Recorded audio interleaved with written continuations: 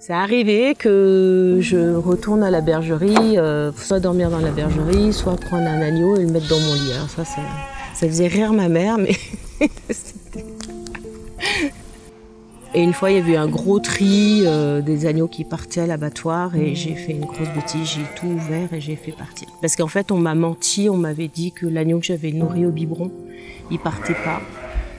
33, il était marqué 33. Et j'ai cherché 33, je l'ai pas trouvé et je l'ai trouvé dans l'eau qui était isolée. Et ça a été une trahison d'adulte qui m'a beaucoup marquée.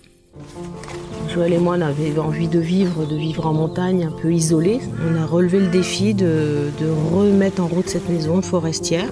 Quand j'ai des tables, chambre d'hôte. J'ai arrêté mon métier d'infirmière à ce moment-là pendant 10 ans. Et on a eu un événement familial un petit peu difficile qui fait qu'on pouvait être moins disponible, moins tolérant. Et c'est vrai qu'au bout de 10 ans, c'était temps qu'on arrête. Donc on a pris nos ânes et notre jument et on est parti. On passait toujours par le col du Bernardez et sur le retour également. En fait, le retour d'Italie, c'est par là, quoi. C'était notre porte d'entrée ou de retour.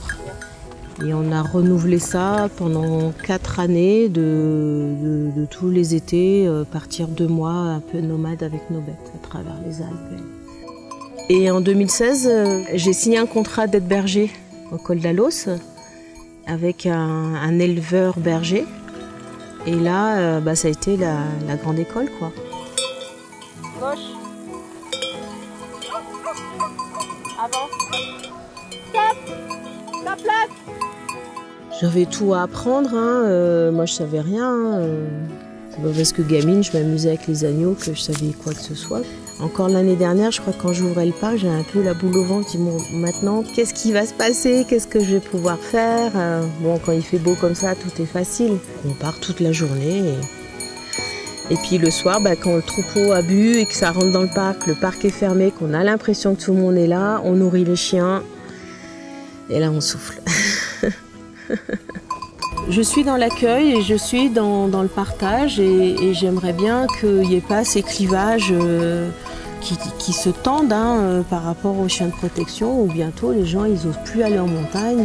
Mais il faut se mettre à leur place. Moi, on me met en ville, je suis déconnectée et j'aime bien qu'il y ait des gens qui soient accueillants avec moi en me disant va le ticket le métro, il faut le mettre dans ce sens-là. Si je suis là, qu'il y ait une cafetière, j'invite à boire le café pour qu'on soit dans un vivre ensemble en fait.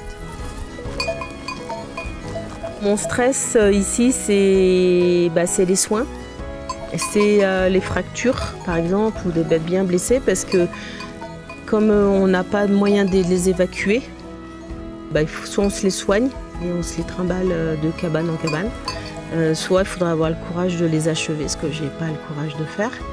Et ça c'est mon côté infirmière où je m'acharne. C'est mes filles quoi. Je suis assez proche. Bon, j'ai appris à ne plus pleurer quand il y a le tri des tardons, des agneaux qui partent, comme je dis, à la casse et qui sont destinés à la viande. Mais on a le meilleur rôle, on leur offre des bonnes vacances. Vive l'instant en fait, c'est ça. C'est vivre l'instant dans ce lieu magnifique et faire en sorte qu'elle soit bien. Voilà.